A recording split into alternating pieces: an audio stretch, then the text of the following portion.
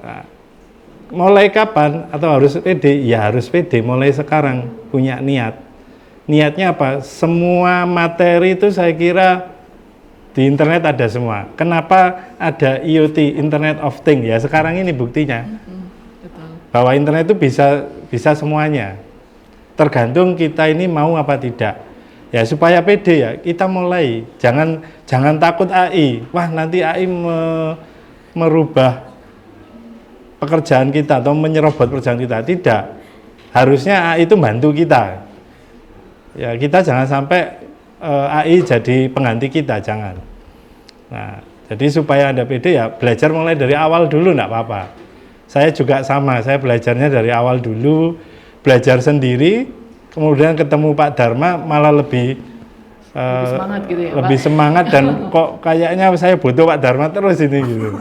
Karena apa? Beliau tutor saya juga. Nah, di luar mungkin bos, ya saya mungkin mitranya beliau, di sini sekarang jadi sama-sama pembicaranya. Jadi kita mulai dari sekarang yang mudah dulu. Gak usah yang sulit-sulit. Tadi kan lihatnya kan yang sudah wah gitu ya. Ya yang belajar dulu mungkin dari ChatGPT, dari Gemini atau yang lainnya.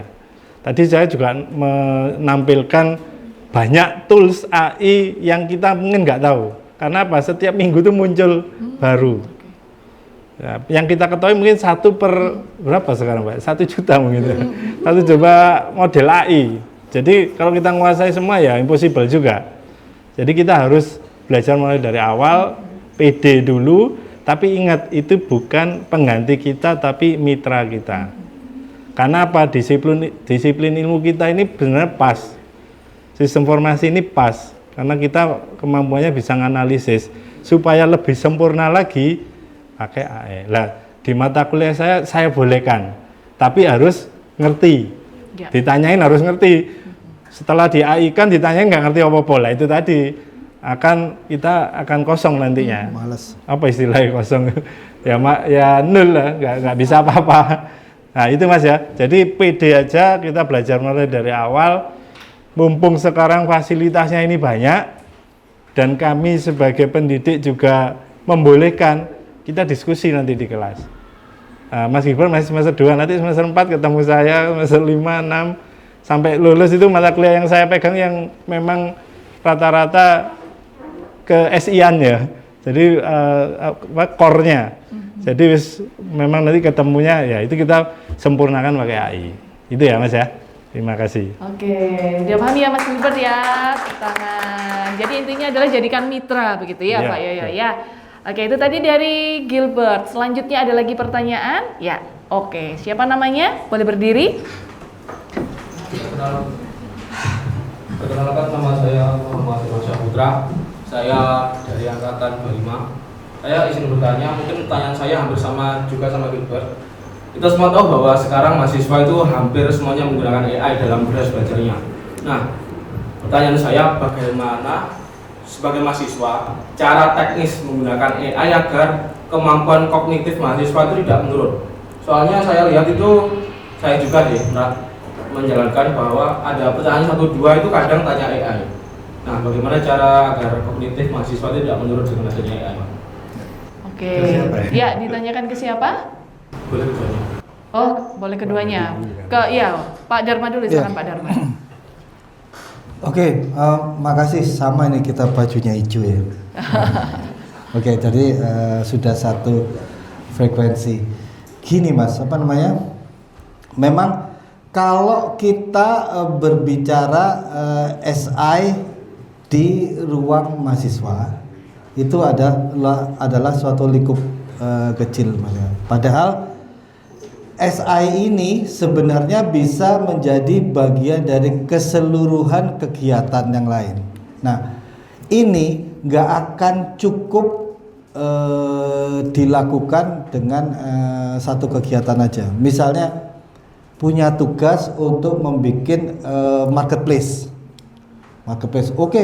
Bikin marketplace, web marketplace ini kita bikin seperti ini dengan AI sudah dibuat. Alhamdulillah. Ada bolong dikit-dikit kita tanya AI kan gitu ya. Gak apa-apa, Karena di luar marketplace ada lagi, Anda harus membuat suatu program namanya procurement dengan waktu yang sama, tapi dapat rezeki dua-duanya. Kan nggak mungkin kita nggak tanya AI. Bukan menjadikan kita malas, tapi kita memperkaya pikiran kita dan juga memperkaya ini, kan gitu ya. Jadi biarpun mahasiswa kita sudah bisa buat beberapa program itu, tapi jangan menganggap bahwa yang kita lakukan ini menurunkan kognitif dari kitanya.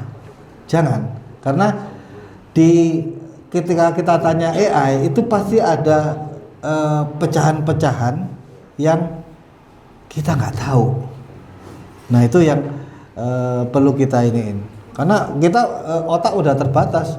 Sehari ini suruh buat marketplace, besok paralel harus buat e-procurement, besoknya lagi paralel untuk membuat human capital management. Meledak. Nah untuk supaya nggak meledak, mindsetnya kita streaming buat yang kayak tadi itu, gambaran seperti tadi itu dengan AI. Itu sih dari saya. Dari Pak Yoyo mungkin dia mau ditambahkan Pak Yoyo tentang cara teknik pakai AI. Ya, jadi kita lihat dari individu masing-masing. Ya, kalau kita masih awal itu tadi saya bilang kita pakai tools yang umum aja. Ya, mungkin dulu kita belajar cari materi itu pakai PDF misalkan dulu ya. Kan sebelum ngerti AI harus baca banyak, waktunya juga panjang gitu kan. Nah, sekarang dengan pakai tools yang sederhana dan bahkan Google saja itu sudah bisa ada AI-nya. Kalau Anda tanya ke Google sama si Google-nya kan langsung yang pertama itu kan hasil AI-nya. Memang sekarang seperti itu kan. Jadi yang dulu kita belajarnya itu harus banyak teori. Ya, sekarang kalau kita butuh cepat, ya, digeser ditambah dengan tool AI. Tidak apa-apa, Anda sudah melakukan hal yang benar. Tapi ya itu tadi, jangan langsung copy paste. Ya, misalkan tadi Anda pertanyaan tidak bisa ya, mungkin ada UTS atau UAS, tanya aja ke AI, dapat jawabannya, tapi nggak ngerti apa-apa. Ya kan, seperti itu. Nah, jadi sangat penting sekali referensi sumbernya. Biasanya sekarang Google itu kalau Anda baca di bawah itu dikasih referensi sumbernya.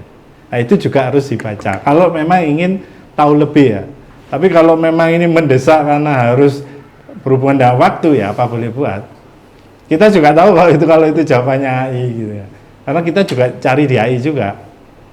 Kita samakan, sama nggak? Tadi kan saya kasih contoh waterfall-nya Roger S. Wiseman ini sama nggak? Ternyata sama. Saya bikin lagi dengan asal-asalan, itu beda. Nah itu kan bahaya. Kalau kita nggak ngerti teorinya atau nggak paham aslinya, ya akhirnya sesat juga kan. Salah tapi paham maksudnya. Salah paham jadinya. Gitu. Jadi seperti itu Mas. Anda sudah benar boleh seperti itu, tapi tetap dianalisa lagi. Kita orang SI kan harus analisa.